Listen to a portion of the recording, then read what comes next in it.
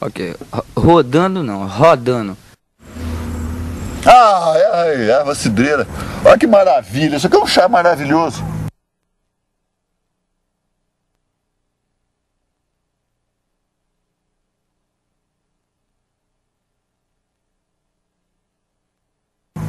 Aqui, cara. Bardana. Erva cidreira. Isso aqui envolve, pô, isso aqui eu pariu. Um monte de coisa. Nós fazíamos macrobiótica. Entendeu? E comprar remédio nenhum, não.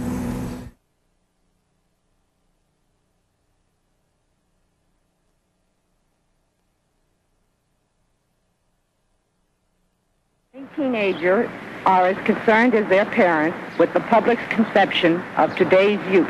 These students are portraying what we consider bad taste in school attire and behavior. This student is wearing an ankle bracelet, dungarees, and dropped earrings. This student is wearing an extremely tight skirt and tight sweater.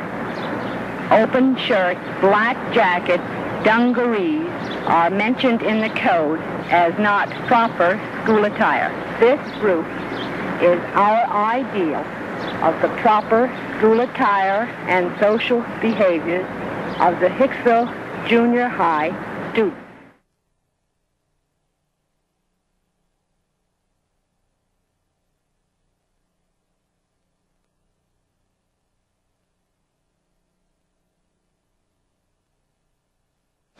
Antes do rock and roll, não existia uma coisa que é muito comum se falar, que é a juventude.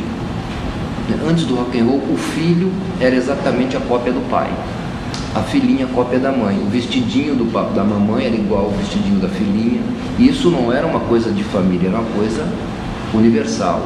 Era um movimento de uma ingenuidade tal que conseguiu mobilizar governos contra ele. Haja vista a quantidade por exemplo, matarem John Lennon e assim por diante, que era um dos expoentes desse movimento no mundo inteiro. Mas nos reportando novamente ao movimento beat na Califórnia, de onde tudo surgiu, nos anos 50, por que surgiu isso? Porque nós estávamos vindo da guerra de 45, terminou em 45, a Segunda Grande Guerra, uma depressão no mundo inteiro.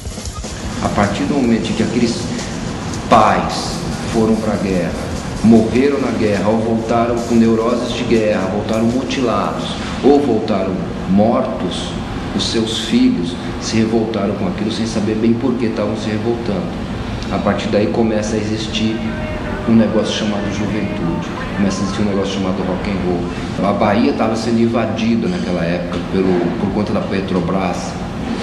Muitos americanos vinham para trabalhar e vinham com suas famílias inteiras. O Raul, como já tinha uma coisa meio rocker, mesmo antes da coisa existir, né, ele já tinha aquela postura meio rebeldezinho, ele travou contato com esses garotos do consulado que chegavam no Brasil trazendo uma música que até então estava começando a nascer nos Estados Unidos.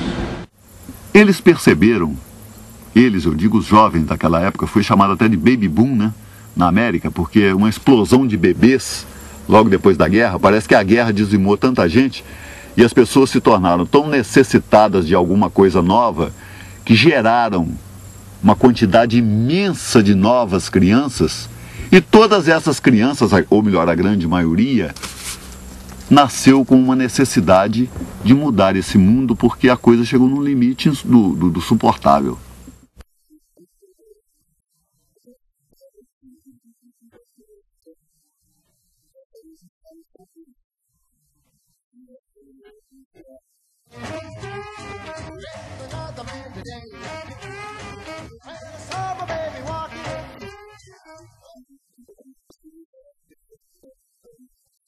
Até porque a contracultura é um movimento que sempre ocorreu ao longo da história e esse movimento vem ocorrendo de forma cíclica. O que num momento é a contracultura, a partir de um outro momento passa a ser a cultura vigente. Veja-se que em tempos de Roma Antiga, o cristianismo era a contracultura. A mais algumas centenas de anos passou a ser a cultura vigente e a ser tão violenta e tão arrasadora quanto a própria Roma imperial.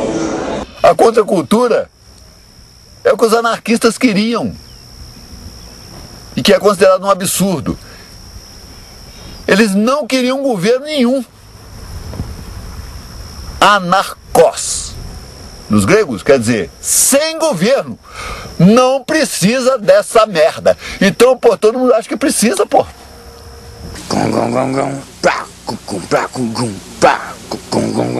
A solução pro nosso povo eu vou dar. Negócio gosto de quem nunca viu.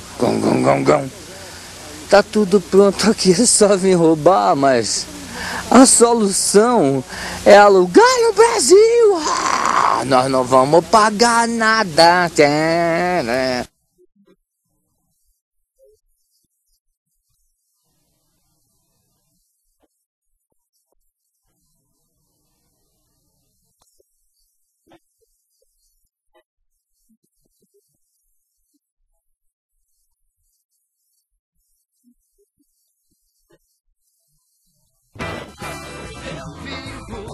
Um clima bravo, cheio de violência, e você faz sinal de paz e clemência.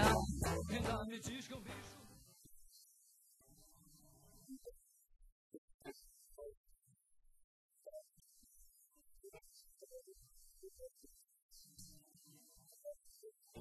A primeira referência de riponga que colocam no Raul, pela geração que ele representa, pela geração que ele fez sucesso. Foi nos anos 70 que o hipismo, apesar de já ter acabado, o movimento dos hippies acabou muito rápido, né? Virou produto de consumo, de repente. O Raul não tem nada de hippie, não. Mas nem o jeito dele se vestir não era hippie, imagine. Ele era muito do maluco. Tinha alguma referência com as características hippies, mas a postura do Raul, as ideias dele eram completamente oposto do hippismo.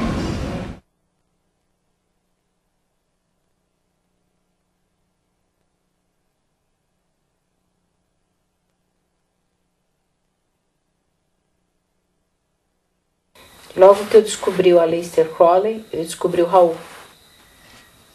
O bruxo inglês de Leamington. Aleister Crowley, ele nasceu dia 12 de outubro de 1875 em Leamington, Inglaterra. E ele era uma criança tão difícil, um adolescente tão difícil, que a mãe um dia virou para ele e disse: "Você é o 666, a besta do apocalipse." Em vez de ele ficar bravo, ele achou o máximo. Ele era uma pessoa que fazia pesquisa com drogas voltados para esta pesquisa não religiosa, mas mística, de compreensão do cosmos e etc.